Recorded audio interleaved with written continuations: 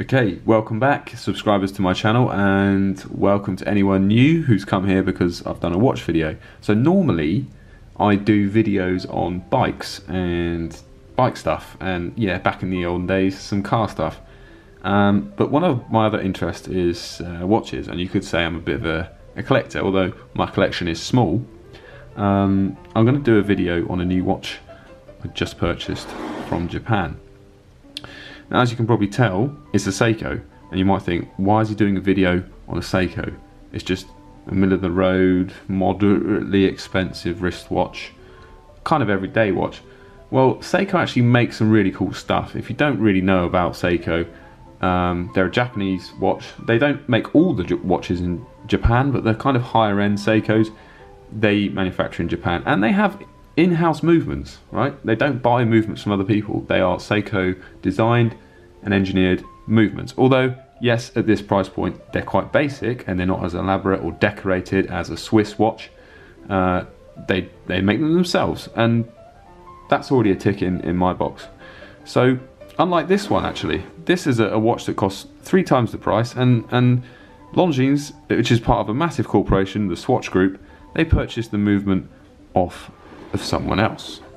I always think that this type of watch and in this price range is a bit of a minefield, really. I'd normally avoid buying a watch in this price range from between, let's say, £250 or US dollars to $1,000, because the watches in that price range are normally like fashion watches, and they don't really have any residual value, not really good investments.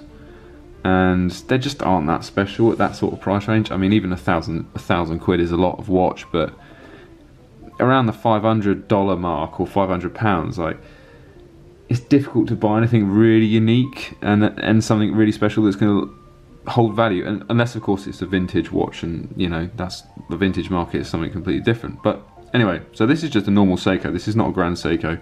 It is made in Japan. Now, the cocktail time line of watches is kind of inspired by the glamour and the beauty of the backstreet high class.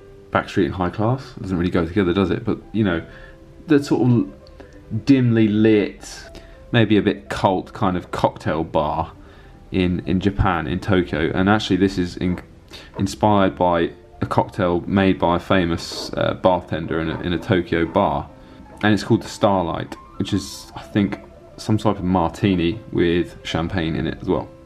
And it's called the Starlight because of this amazing lustrous dial, which really lights up, ironically, in daytime. So yes, it's a watch for wearing to a cocktail bar, but it looks best in full sunshine. But we'll get to that in a minute. It's got quite a basic movement in it. It's a 4R57 Seiko. You know, it is in-house movement. It's a Seiko movement with a display back, as you can see. I actually haven't taken the sticker off the display back there. But it's got 29 jewels, I think, and this one's really... I really like this one because it's got the extra complication of the power reserve dial there, as you can see, indicated by the little white martini glass marker. And it's got a date wheel, which is recessed underneath the dial. So it gives the watch some real depth, like you'd get on a really, you know, like you get on a really high-end JLC or something really nice and, you know, dressy. You've got this recessed dial, gives it a load of dimension, gives it a great feel, and it's actually a different finish to the main dial. It's a kind of concentric sunburst effect with concentric ribs. I don't really know how to describe this main dial. It's like a ruched pattern, I would say. I don't know. No, it's not ruched.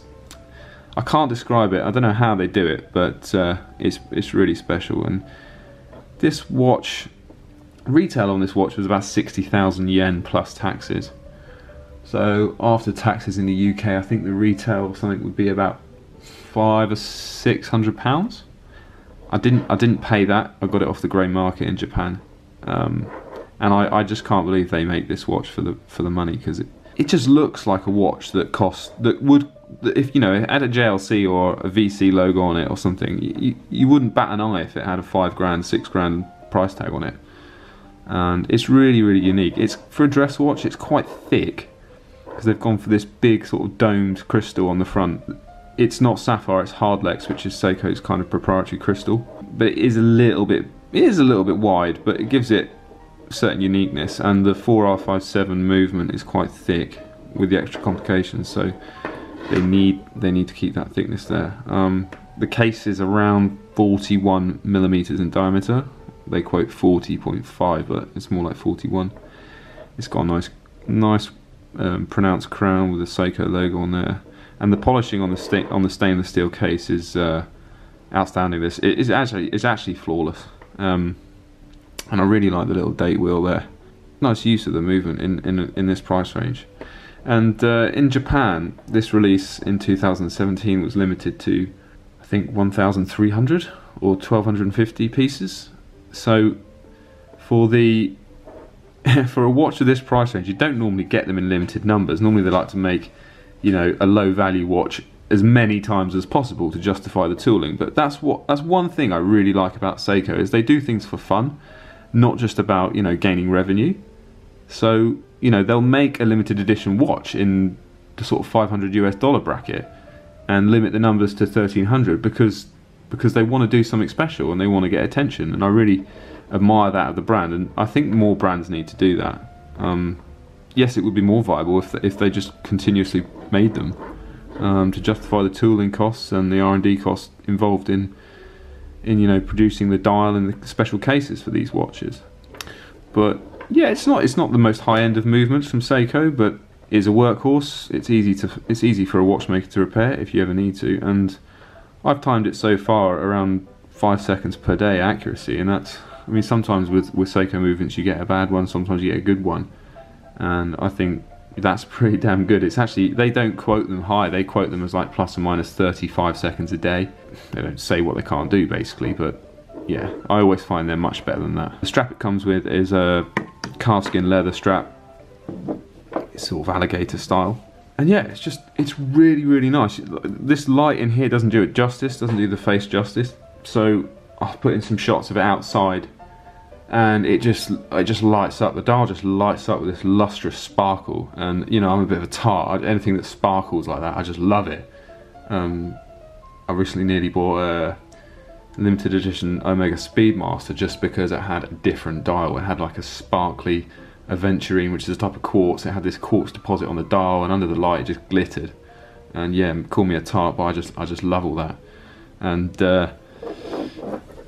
yeah, for the money, I just thought this was a great buy. And like I said, normally this kind of price point for an automatic watch or a collector's watch is a bit of a minefield, because you know, it's not an investment, but it's still quite a lot of money, $500 US.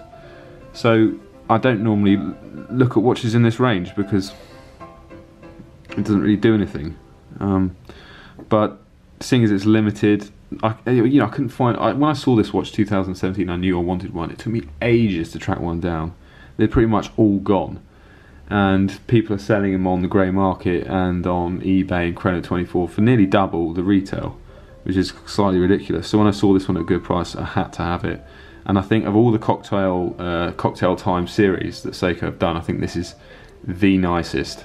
And I just love having the power reserve. I mean, you don't get power reserve complication on a watch this price. It just doesn't happen.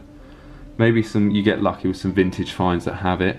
But yeah, on a watch this price, to have that and the date wheel with, you know, a different face, a different finish on the face on the date wheel, and you know, winding is butter smooth. You can see the power reserve increasing up to, it's quoted at 41 hours. This movement beats at 3 Hertz. That means the hairspring oscillates 3 times a second. And it's got a Spron steel mainspring as well, which is, you know, Seiko's decent material mainspring. So they, although the movement's pretty basic, it's still pretty good. So, and you know, I just put it next to a watch that costs 3 times as much. Again, this is a limited edition watch on the left. It's very rare, it's quite old, but at a quick glance, if you didn't look at the label or the brand name, you wouldn't really know. The finishing of the cases is completely on par with each other. You know, this one in the display back, if I get the camera to focus, you know, it's got some nicer finishing on the rotor. Yeah, and it's a bit higher end. The movement, this is a high-end ETA movement with a chronograph, but that makes it really expensive to service. So, you know, this is a watch I worry about. This is a watch that I love, and I don't worry about the movement so much because it's not trying to be anything it isn't. Yeah, I mean, it's got a gold-plated rotor, and you can just about see the hairspring in there beating away, and you can see some jewels. So again, there you can see the thickness. I think actually the thickness is around 14.5, getting on for 15 mil, so it's pretty thick. And with this being hard legs, it's not quite as hard as sapphire, so you have to be careful when you're wearing it you don't knock it into things if you're not used to wearing a watch this thick. It's because of the dome crystal, you get quite a lot of reflectivity and weird effects going on the lens there. On the face, sorry, due to a bit of refraction, or uneven refraction. And you get this kind of like moonrise effect when you twist the watch. You can see that, like, it's like a moon revealing itself. And I really like that. I mean, it's completely, completely fluke, probably in design, but outside it looks good. So yeah, that's the Seiko.